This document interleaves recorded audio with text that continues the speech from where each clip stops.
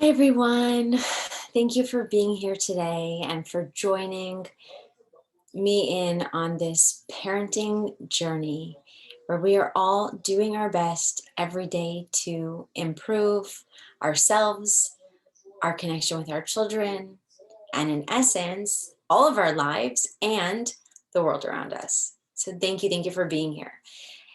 Today's class, I want to talk about this word defiance because it was interesting. I actually had a conversation with someone, I think it was last week, and she was asking me what I do, and I was sharing a little bit about it. And she's like, "Oh, yeah, this is like a great thing." She actually runs a summer camp, and she said to me, like, wow, yeah, parents really need support in these days. I run a summer camp. And so I have parents that are always asking me for advice on what to do with their children. I find that children are just so much more defiant than they ever were. When I was a child, like if my parent asked me to do something, I would just do it, right? Like no questions asked. And these days, children are not like that. Like they're defiant and they don't just listen to us. And I listened to her, of course, and I respect her opinion, and I really respect what she has to say. And I know that, the way that she was speaking is definitely, something that probably a way that I would have thought a few years ago. And it got me thinking a lot about defiance and how we look at children as defiant. We label them as defiant. Why do we label them as defiant, right? Usually we label a child as defiant when they're not listening to us, when they're doing what they want, when they want it, irregardless of what we're asking them to do or telling them to do. A child is defiant when they talk back, probably when they have their own voice, right? When they're not just blindly obeying what authority figures around them are telling them to do. They have a mind of their own. It got me thinking, we're living in a time, we're living in an age where, irregardless of what your political stance is, right, or your different views, we're living in a time where people are coming forward with their voices. Okay. Again, like this is not a political place. It's not about like whose voice is right or wrong. It's just a fact. Today, more than ever, people are coming forward and sharing what they feel, what's on their mind, being authentic, being real, sharing what they hold inside of them, speaking up for themselves, speaking up for their people, right? So we could say, like society has become a lot more defiant. But is that a bad thing? Defiance obviously has a bad connotation. It's a connotation of associated with disrespect. Let's just like reframe, like, what does it mean to be defiant, right? And when we think of our children as being defiant, what does that mean? It means oftentimes, again, that they're not listening to us, maybe that they're using their own voices, that they're not just obeying us, they have their own opinions and they're not afraid to express them. And you know what? I know that it's sometimes more difficult in the moment as parents, but in the long run, how wonderful is it if our children really are defiant? How wonderful is it if our children really believe that their voice is really important and powerful and really strong, right? How grateful am I that my child is defiant in some ways? And I'll be honest with you, even before I started to give this class, my daughter is on summer vacation and she's using my computer. And I needed my computer to give this class, and she didn't want to give it to me. And she was actually being really difficult and defiant. She didn't want to give me the computer. And obviously, like, it's for work, it's disrespectful. Like, why? Like, I have, it's for work for me. Like, shouldn't she know better? Shouldn't she know that she has to give me the computer when she has to give it to me? For her, she doesn't see it that way. She sees it as, like she wants to use the computer right now, and and we don't have to, and she's going to be bored if I take it from her. And so she was being defiant. And I was struggling with it because on one hand, I want to say, like, just give me back that computer, right? Like, give it to me right now. It's mine. But I remind myself that, you know what? My daughter's strong. My daughter is not afraid to stand up to me. My daughter is, she knows what she wants. She's not compromising. she's not compromising it. And so, yes, obviously she ended up giving me the computer. Um, and we want to facilitate that cooperation, that communication between us and our kids.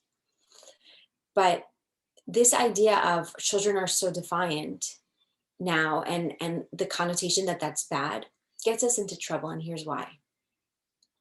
If we want to be conscious parents, right? Parents who are respectful and gentle, this doesn't mean that we just let our kids get away with whatever it is that they want, right? I didn't say like, oh, you know what, you're right. I won't give my class. I'll just let you have my computer for the rest of the day. But at the same time, we value the fact that our children are, are standing up for themselves, are speaking their minds. And we don't want to shut that down. And that's the difference between, handling or approaching parenting from a conscious play versus approaching parenting from a power play way, which is how many of us were parented, and perhaps we still do sometimes because it's what's so much within us. um, and that looks like, oh, my child's being defiant, they're being bad, there's something wrong with them, maybe there's something wrong with me and the way that I'm parenting, and I need to teach them, and I need to show them, and I need to to take that computer away from them right now, and I'm going to raise my voice, and I'm going to threaten, and I'm going to yell because my child's being defiant and I have to teach them a lesson. So yeah, parenting is all about teaching our children lessons, but the difference is conscious parenting or respectful parenting, whatever it is that you want to call it, is teaching our children lessons in a way that will allow them to really understand the lesson, internalize the lesson without compromising who they are and what they stand for and what their voice is. And that's the difference, right? Many of us were raised to just do what we were told because we were afraid of the repercussions, because we had fear of our parents. And yeah, maybe things kind of went smoothly for our parents in that moment, but where did that leave us? Tell you where that left us. That left us as a people that are right now all of a sudden all feel the need to speak up and speak out loud because we weren't allowed to back then. But imagine if when we were children we were given the space to speak, right? And our parents were given the space to speak, then probably people wouldn't just be standing up and like needing to voice everything, because they would have already done it in a natural progression. Like as things happened, they would have felt comfortable and safe, and the world could have been a place where they could have spoken up. So again, it's not about the fact that our children, we should just do whatever our kids want us to do in the moment, but it's how do we approach, how do we approach our children when they're being quote unquote defiant, when they're not giving into us exactly when we want them to. And so now the question is, so what do I do in those challenging moments, right? If I'm recognizing that perhaps this defiance is not a bad thing, that's really the first step, by the way, is saying, okay, my child is being defiant, but is that really a bad thing? And like, because what happens is I see my child is not listening to me, right? The first, second, or third time, or they're doing something like to prove to me that, they're the ones in charge of their lives. And it feels like defiant. The first thing we always want to do is check in with ourselves. If I'm being triggered, there's no way that I can parent from a powerful place right now. I can't parent from an empowered place. When I say powerful, I mean empowered. I mean power, like I'm in power. I'm not allowing my emotions and my reaction to take over me. So the first thing to do is check in with what's triggering you. When my daughter wouldn't give me the computer, I was getting triggered. Like, is this a joke? Like, I have work to do. Don't you know that work is more important than you sitting there playing on my computer watching YouTube? Don't you know that you need to give it to me? I'm the mom. I'm the one in charge. And that's like so triggering, right? Because I mean, for each person, you will get triggered in a different way. But the first step is to notice how you're getting triggered. What is it triggering within you? Because if I were to have continued to approach her from that place of like angry and reactive and super triggered, then whether or not I would have gotten the computer, I mean, I guess I would have gotten it, but it could have been an interruption. It could have been a serious moment of disconnection between me and my child. So what's next? So the first thing is to notice what it is that's triggering you and make sure to take that few moments to calm down so that you can think straight, so you don't say or do something that you're going to regret, right? Reminding yourself that my child is not trying to be bad. They're not trying to be difficult. They're not trying to be defiant. They're just trying to fight for themselves. They're speaking up. They're trying to get what it is that they want, the same way that I'm trying to get what I want. So that's the first thing. The second place you go to, right, is why is my child behaving the way that they are? Behavior is a child's best way at communicating. Okay, best attempt at communication. So my daughter's trying to tell me something. She's probably, knowing her, specifically telling me like, mommy, you're not the one in charge of me. I'm in charge of me. I get to call the shots. What's important to me, which is watching whatever she was watching on my computer, is as important as your work. Don't tell me that it's not, right? And she's trying to communicate all of that to me by saying like, no, I'm not going to give you the computer right now. The faster I understand that her behavior is a communication and I help her get her needs met. What is she really needing in that moment? Well, she wants another electronic. So I can see, actually ended up offering her my phone, right? I said like, you know what, you're in the middle of something. You can watch it on my phone. No problem. Have it while I'm on the computer. But that's one way to fix it, right? Like just to physically figure out like, well, how can I get the need met? Like I'm taking something away from her technically right now. So what can I give her to replace that? And beyond that, like, what is the need? What does she need to hear from me? She needed to hear, you know what, your show is just as important as my class. Let's figure out how you can watch my show and I can also give my class, which I really need to give right now. She needed that validation, that she knows that she's being seen. You know, she knows that I see her. I see how important it is what she's doing and what's important to her. And when I show her that like I see what's important to you, right, I get that need met for her. So we have a visitor. Let's see if she'll just continue. Everyone, I don't know, she's supposed to be being watched by someone, but I'm just going to continue and hope that she sits quietly with us. So I'm making sure to get my daughter's needs met, not just the need itself, but the emotional need, right? The need of what is important for her to hear me say right now.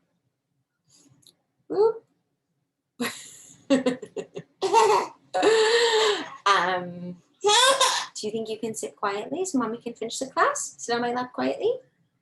Yeah, thank you. Okay, defiance. So let's continue within this conversation. Mommy. Yes, my love. That's my bracelet. So I'm showing her I lost my train of thought. I'm sorry. Mommy. Yes. Is that your arm?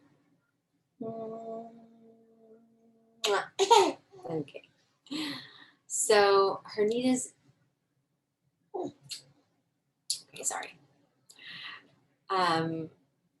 So her need. Once I recognized her need, I helped her get her physical need met, and I also made sure that she felt seen and heard. What happened was she gave me the computer. Okay, she gave it back to me. Now, it's an easy, simple example, right? If we have a teenager who's being really defiant and they're like sneaking out at night, they're going to a friend's house that we told them not to go to and they're doing it anyway, for example, what do? Right? We recognize that the same way my daughter's trying to tell me something by taking away by trying to keep my computer, your teenager's trying to tell you something. They're trying to say, you don't get to tell me who I hang out with. I want to be able to have the same time, to be out of the house at the same time that my friends are. I want to feel like I have freedom. So you help them get those needs met so that they don't feel the need to sneak out of the house. That will look different for each one, right? But like maybe you talk about what time curfew is and you come to a place where you both feel comfortable with. In what ways can you allow your teenager to feel free, to feel like they have power and autonomy over their lives so they don't feel the need to go and sneak out? Maybe you say, you know what, I know you're going to go to your friend's house anyway. I'm not going to forbid you from it, but I'm going to ask you to let me know when you get there, to check in with me during the night. And then I'm going to ask you to be home at this certain time. Like, how does that sound? Right? Defiance comes because a child is screaming from inside saying like, I have something I'm trying to communicate. There's something that's bothering me and you're not hearing it. So I'm just going to be defiant. I'm going to do what I want because you're not meeting me halfway. You're not helping me with that, right? If we help our child to, my 2-year-old just closed the door again. I love that. Isn't that so cute? We'll use that as an example in a minute, okay? Defiance comes because we're not because we're spoiling our kids, or, well, it can, but that's a different topic. But it's not because like they want to be bad, or because like we should now keep things from them. That's what I meant when I said it's not about now taking things away so they learn the lesson. It's really about getting to the needs. What is it that they need? And why is it they're acting this way? Why are they being defiant? Figure it out, right? Now my 2-year-old, there's an adult that's supposed to be watching her. That's for sure. I guess took her eyes off of her for a minute. But she came in, and if I had started by saying like, can you leave? Can you leave? Right? What is a 2-year-old going to do? And there's a reason why they call them, what's the name? Like three-agers, teenagers and toddlers have the same kind of tempers usually, because they're trying to exert their power, their control, the fact that they're autonomous. If she came in, if I had said, leave right now, what would she have done? She would have been defiant. I'm not leaving right now. You're telling me to leave right now? It's not going to happen. No way. Right? She would have probably like started to pull me, been like kind of annoying, like who knows, right? But I allowed her to come sit. What did she want? What did she need? I never even said like, I'm giving a class right now. Can you leave? She came, she sat on my lap. What did I do? I asked her to, can you sit quietly? Can I continue to give the class? She came, she got what she needed. She got the energy from me, the attention, the moment of affection. And then she left. She went out the door. And now she's coming back in. But let's see, she's going to probably be quiet, right? Because the point isn't she's trying to be defiant. And I told her I was going to give a class, and I asked her to stay on the couch with her brother and the person who's watching them. She's not trying to be difficult or defiant. She's just trying to get her needs met, which is like, I want to be near my mommy. Now, teenagers might not be as simplistic as that. And you might think like they're older, so they should know how to behave differently, but they don't. Because all people are always trying to get their needs met, trying to get their voices heard, right? Toddlers, elementary school children, teenagers, and adults alike. So this little one is not trying to be defiant. She didn't come back in here to be difficult and defiant, like, I'm going to show you what, right? But she knew that I'm giving a class. So, and a lot of times what happens is we say like, oh, she's trying to be defiant. They're trying to show that they're the ones in charge. Not really. She's trying to get my attention and be a part of this class. And you know what? I'm happy she did, because I think it was an amazing learning example. So this is what we want to keep in mind every time we feel our child is being defiant, they're being bad. Behavior is just a way of our children trying to communicate with us. What is it that they're trying to tell us? And when we can, calm ourselves down so we can think straight, understand that they're not doing anything to us, reframe it. It's not about them being defiant or being difficult. It's that they're just trying to communicate with us. Right? They have needs that need to be met. And then when we start to get them met and we can create a conversation, a dialogue with them around it, they feel respected, and there won't be the same need for defiance anymore. But guess what? Again, being defiant, we want to be really clear that that's not necessarily a bad thing. Our children who are strong and quote unquote defiant are children that are going to have they're going to feel heard because they're making sure their voices get heard. They're going to think for themselves. They're going to be strong. They're not going to let anyone tell them what to do or push them around, right? So that it will all come out in a really healthy way. Thank you so much for being here for us in this class, and being a part of our membership and our navigating parenting journey. I look forward to seeing you again soon. And please remember, you can be in touch with me. I'd love to connect with all of you. Have a wonderful day.